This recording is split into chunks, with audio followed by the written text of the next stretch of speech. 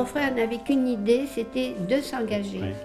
Et quand il était gamin, le jeudi, quand il n'en avait pas classe, eh bien, si on voulait trouver mon frère, il fallait aller à la palisse, le long des bateaux, Il était là. ou au port à La Rochelle. L'histoire de Jean Rousseau, un petit gars du quartier de la Rossignolette. À 16 ans, en 1938, ses rêves de voyage l'emmènent dans la marine marchande. Il y sera rattrapé par l'histoire, la Seconde Guerre mondiale éclate. Le jeune garçon ne peut rester impassible face au drame qui se joue.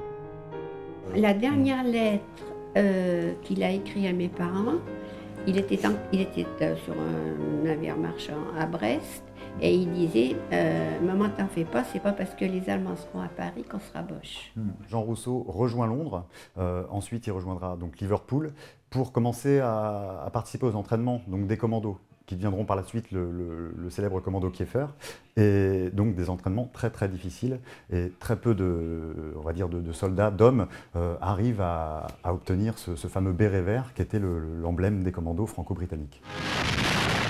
6 juin 1944.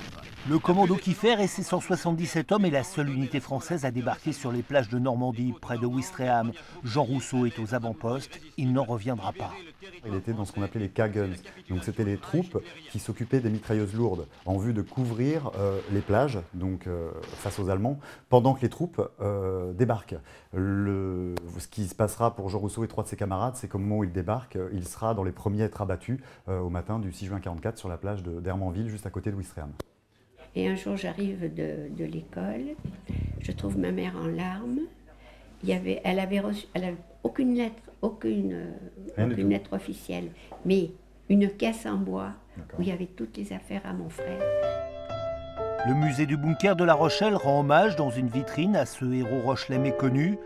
Bien après la guerre, son corps a été rapatrié dans sa ville natale, où il repose dans le cimetière de la Rossignolette, en paix.